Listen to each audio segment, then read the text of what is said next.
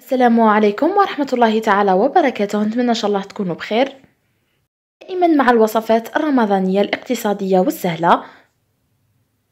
راح نحضروا مع بعض مملحات بسيطة وسهلة واقتصادية في نفس الوقت.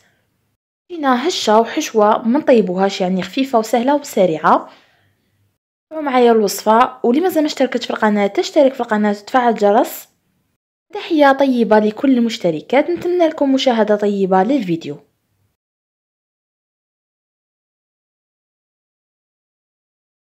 نبداو في مقادير هاد الوصفة. عندي هنايا 3 كيسان تاع فرينة، اي كاس عندك عبري به، تاع 200 مليلتر او 240 مليلتر. عندي 2 مغارف كبار حليب بودرة، ملعقة كبيرة سكر، ملعقة كبيرة خميرة الخبز، ملح، بيضة، وملعقة تكون معمرة مليح تاع زبدة نحتاجها في الاخير. هنا اعتذر، يعني كنت حسب روحي راني نصور لكن ما كنتش نصور. فهذوك المقادير اللي ذكرتهم كامل، الفرينه والخميره والملح والسكر والبيضه، نلمهم كامل بالماء دافي. فقط الزبده نخليها على جهه، ما نديرهاش في الاول. كما تعرفوا عجينه المعجنات او المملحات نخلوها طريه وتتلصق في الايدي هكذا باش نتحصلوا على مملحات تكون خفيفه كما القطن. الان بعد ما لميت العجينه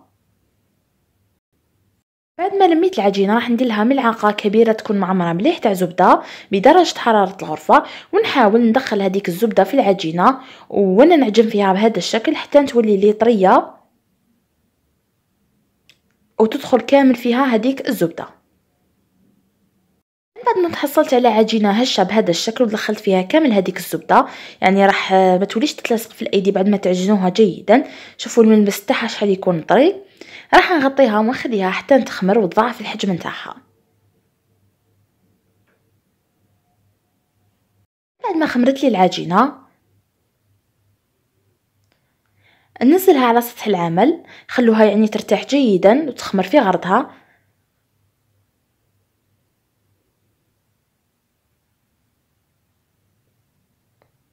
يعني هاد الوصفه ديريها في رمضان، سهله وبسيطه والذوق نتاعها بزاف بزاف بزاف بنينه. ترافقوها مع الشوربه او حريره. نقطع الحربوش على 2، ثم كل قسم نقطعه الى قطع هكذا صغيره. نحاول نقطعه على 6 كريات. انا درتهم شويه كبار، اللي حبيتو تصغروهم صغروهم. وكل قطعه نشكلها الى كره ونخليها ترتاح.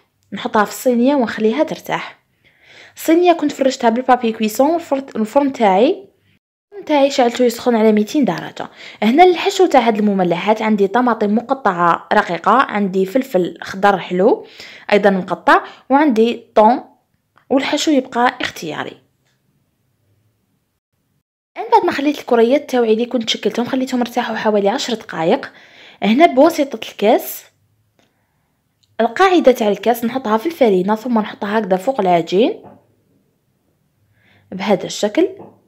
نحاول ندير هكذا ثقب واسع في العجينه باش نحط الحشو. نكملهم كامل بنفس الطريقه هذه،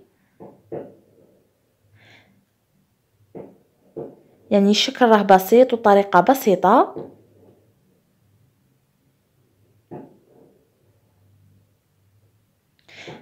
نحاول نضغط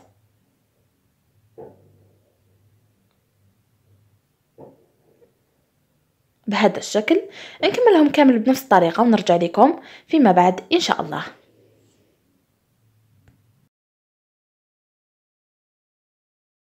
بعد ما كامل ثقبتهم نزيد نمسحهم ايضا بيديه هكذا باش نصيب وين نحط الحشو وما يجونيش فارغين.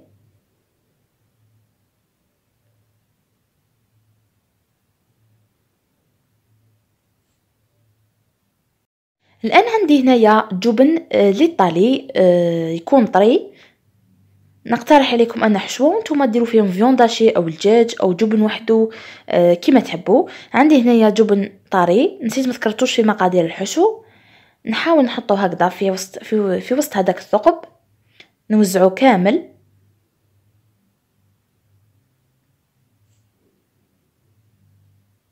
والان ندير عندي هنا خبطت بيضه مع ملعقه نسكافيه، ندهن بها هكذا الجوانب باش نتحصل على اللون الذهبي، وندير لها شويه جلجلان مع شويه سانوج راني مخلطتهم مع بعضهم. الان راح نحط كميه قليله من الطماطم، قطع صغيره من الطماطم، حاولوا تقطعوها صغيره بهذا الشكل. ونحط ايضا قطع من الفلفل الحلو.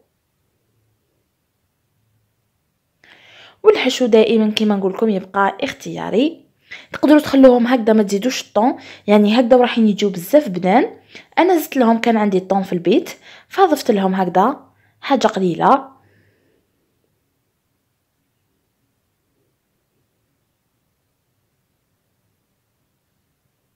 يعني ما يدوش بزاف حشوه، اقتصاديين، علبه تاع طون وانتي صنعتي احلى مملحات. ما كملتهم كامل راح ندخلهم يطيبوا في الفرن. الفرن كما كنت سخنته مسبقا كما قلت لكم، ندخلهم حتى يحمروا من الاسفل ونشعلهم من الفوق يحمروا. والان ها هما المملحات نتاوعي في المرحله النهائيه.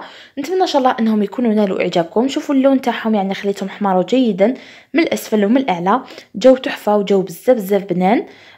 ترافقوهم مع الشوربه وحليله كما قلت لكم يجوا بزاف بنان وهايلين خفاف. نتمنى ان شاء الله انكم تجربوهم وينالوا اعجابكم. خلوا لي رايكم في التعليق. نقسم لكم حبات تشوفوا كيفاش جاونا هاد المملحات من الداخل. شوفوا العجينه شحال هشيشه وطريه وبزاف بنينه. اذا عجبتكم الكيفيه تاع اليوم ما تنساوش جمل لا فيديو والاشتراك في القناه مع تفعيل الجرس ليصلكم كل ما هو جديد. شوفوا الجبن هذا كيفاش يذوب، الحشوه، الهشاشه نتاع العجينه نتاعنا يعني تجي قطنيه. شوفوا صدقوني يعني جو تحفه.